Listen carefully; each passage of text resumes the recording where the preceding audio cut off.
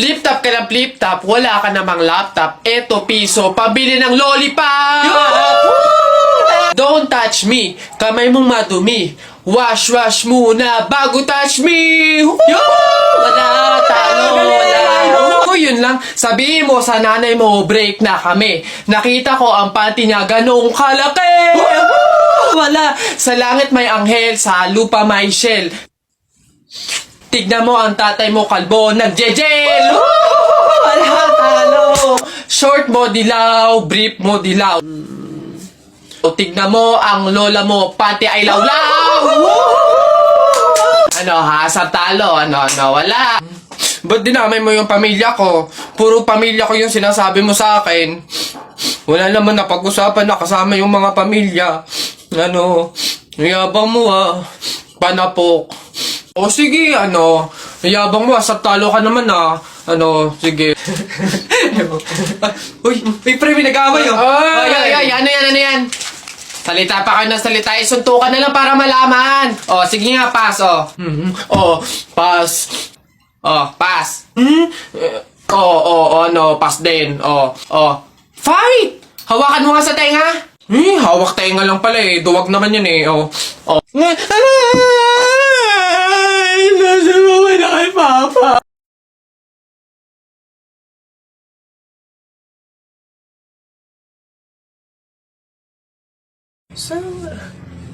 Uy anak! Ano yung ginagawa mo? Bakit ka dyan kumakain sa dilim ha? Alam mo, bawal yan pamahiin yan. Hindi ka daw pwedeng kumain ng pagkain sa dilim. Mabubulag ka daw.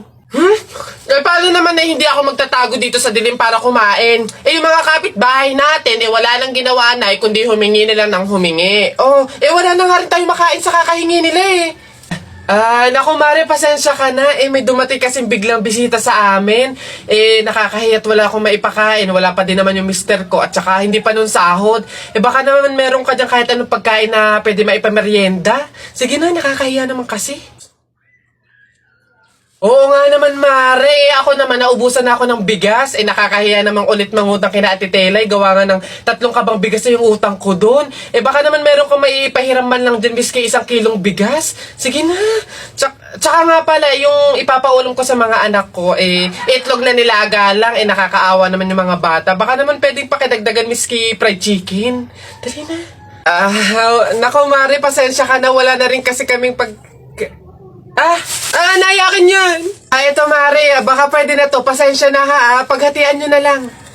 Yan, salamat Mare. Naku, babawi naman kami next live. Sige, salamat.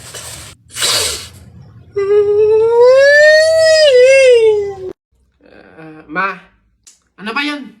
Ma, may gala kasi kami ng tropa mamaya. Hingi lang sana ako kahit mga 1 tipip lang. Ayan, Mark Aaron. Diyan ka magaling sa gala. Ni hindi ka man na makapagligpit ng pinggan. Ni hindi nga man lang mag-imis-imis dito sa bahay. Mano man lang maabutan ka man lang ng kape at nagkakandayuko na dito sa pag-iintindi sa bahay. Kung kayo madukot din at makuha kayo ng kung sino dyan, maaksidente pa kayo, edi isipin pa namin kayo. Ganyan kayo mga kabataan ngayon eh. Ni hindi nyo naiisip yung mga taong nag-aalala sa inyo. Samantalang kami noon, Mark Aaron, Diyos ko po, sinusuong pa namin ng ilog, makakuha lang ng panggatong, ng pang-inumin. Kayo naman, Diyos ko po, purwisyo ng gala pa ng gala ang nasa isip. Napakadaming pwedeng gawin dito sa bahay. Kung yung igagala mo, inililinis mo ng kwarto mo, kinukudkud mo yung inidoro doon sa likod. Kung kayo inaabutan ng nanay at tatay ko, Diyos ko po, mata lang ang walang latay. Kapag nalaan na kayo'y lumabas ng bahay, akala nyo ba'y tayo'y mayaman? Akala nyo ba'y pinupulot at itinatay lang natin ng pera? Abay, budgetado na nga. Kasi, Diyos ko po, kayo mga kabataan kayo, napakaswerte nyo't hindi nyo naabutan ang hirap ng buhay noon. Kung naabutan nyo, kawawa kayo. Salamat! Kung alam nyo lang Aaron! Mark Aaron! Buka ng shit! Hala si Kuya Kenkoy! Hello, hi! Cute mo naman, picture tayo? Tara, picture tayo. Tara. Anak, smile, dali, smile! Smile! Ayan, tara.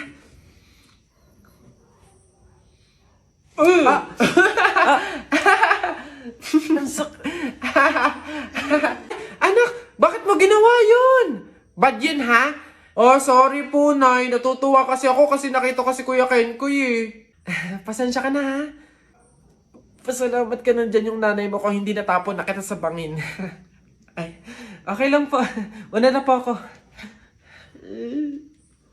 Hi po, Kuya Kenkoy. Pinapanood ka po namin sa TikTok. Hello! Hi! Kamusta kayo? Parang hindi naman siya si Kuya Kenkoy kasi ano eh, ang lapad ng mukha niya oh. Tapos ano, ang tangkad pala niya, akala ko maliit lang. Oo nga, para siyang ano, yung kapre ba yun? Yung parang dambuhalang pangit. Mga bata, alam niyo yung kuto? Di ba tinitiris yun? Gusto niyo tirisin ko din kayong dalawa, ha? Uwi! Pagod. May nag-message? Sino to? Bata. Anong message niya? Sagutin niyo po yung tawag ko. Tangkinan niyo po. Ayaw niyo po sagutin. Hoy, Jepoy! Bakit? Alam mo, sabi sa akin ni Christian kahapon, takting yun, niyayabang ka ata nun eh. Ikaw daw yung kumuha ng mga itlog ng manok, tapos pinagbabato mo daw, papayag ka nun, tapos sabi sa akin nung isang araw, ikaw daw yung nagsulat ng bototoy dun sa kotse ni Kuya Eman. Papayag ka nun? Kung ako hindi ako papayag dun, sasapakin ko talaga yun. Sinabi niya yun? Nasaan yun? Panapok talaga sa akin yun. Ayun, Jepoy, niyayabang ka pa nun, isang araw pa yan eh. Kung ako sa'yo, talaga sasapain ko yan. Yabang-yabang yan sa'yo eh.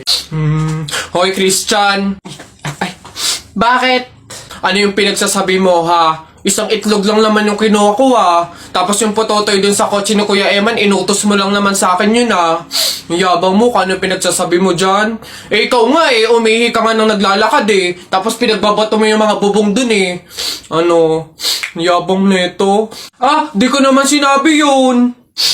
Sinungaling, kakaila ka pa. Sabi mo sa akin nung isang araw, ang asim-asim ni Jepoy, hindi pa nga naliligo, sabi mo. Dahilan-dahilan ka pa dyan, panapok na lang. Hindi ko naman talaga sinabi yun. Ba't ayayabang nyo porque dalawa kayo? Hindi ko naman talaga sinabi yun.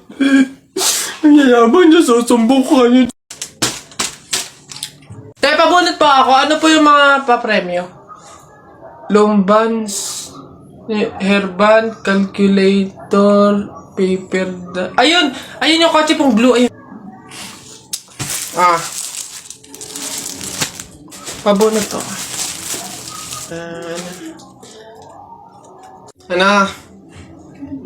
Tagal. Ito. 127 po, ito po. Wala. 21 po, meron? Wala ulit. Ba't wala pa rin? 1. Gusto ko yung laruan na yun eh. 1 pa 1. Wala. Wala pa rin. Ubus na pera ko 85 po, 85. Huwag ka na umasa, wala.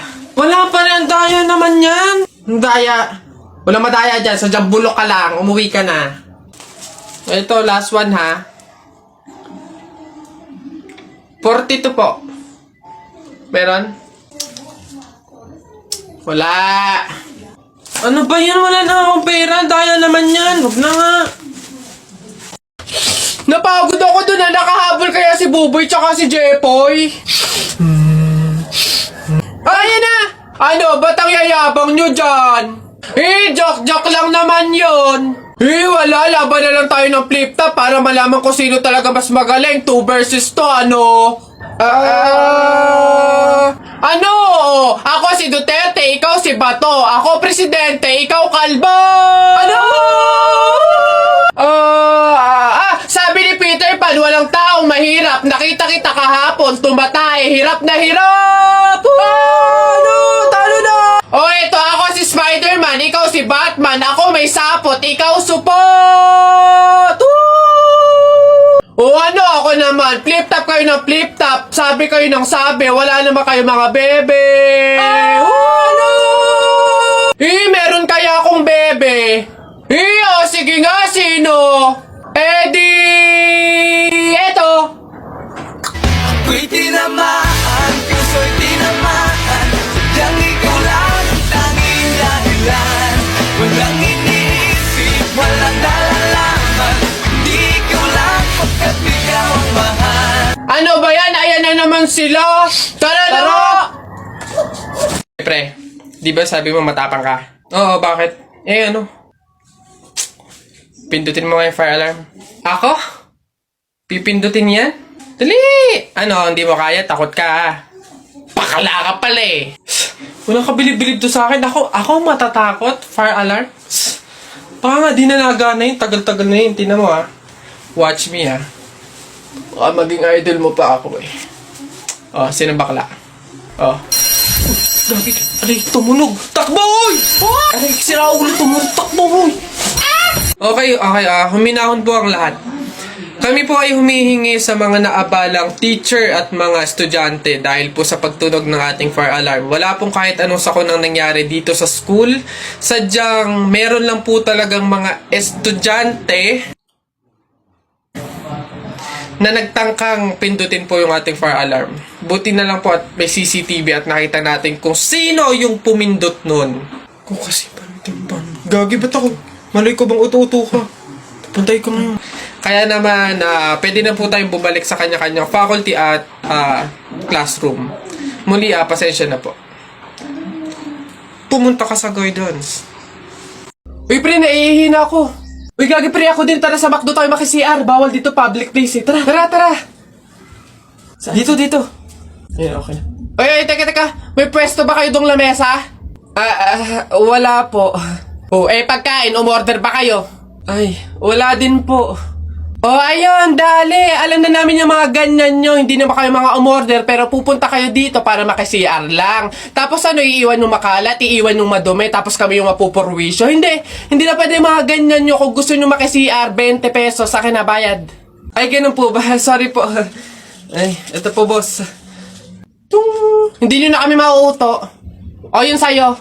Ha? Ay, ito po yung sa akin, O, pasok. Oy, teka, saan ka din pupunta? Sa CR, bakit?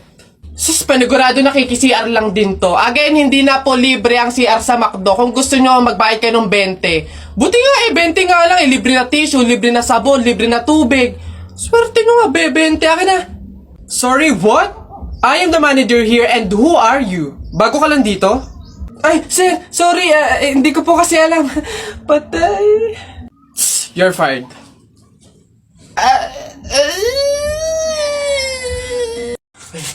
Tao po. Yes, ano yun?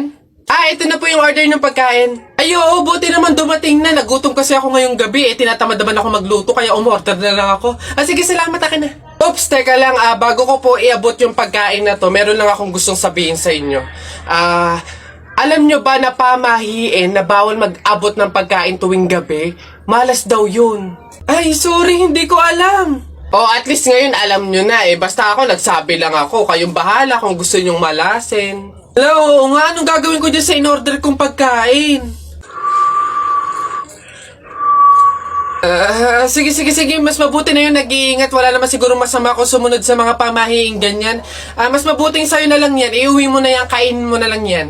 Yun! Ay, joke lang. Hindi. Ano, yan, mabuti yan. Sumusunod sa pamahiin. Ligtas, walang mangyayaring masama. Ayos yan. Yung bayad din nga po pala neto, nasaan? Yan. Una na ako, ma'am. Salamat. Woo! Kapag sinuswerte ka nga naman, nakauto na naman po tayo. Opo, pamahiin is the best! Mga nagpapauto, talaga naman, mga uto-uto sa pamahiing iyan.